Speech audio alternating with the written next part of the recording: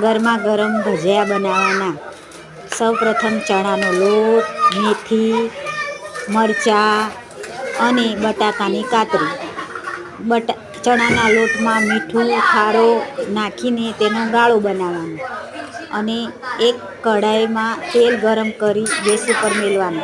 પછી ગાળો બનાવ્યો તેમાં મેથી, સમારેલા મરચાંનું બધું મિશ્રણ કરીને ગાળો બનાવીને પછી તેનું ભજીયા બનાવવાના. પછી ચણાનો લોટનો બીજો ગાળો બનાવીને બટાકાની કાતરીના ભજીયા બનાવવાના અને એના ભજીયા બની જાય અને તરત બીજો ગાળો બનાવીને મરચાંના ભજીયા બનાવવાના.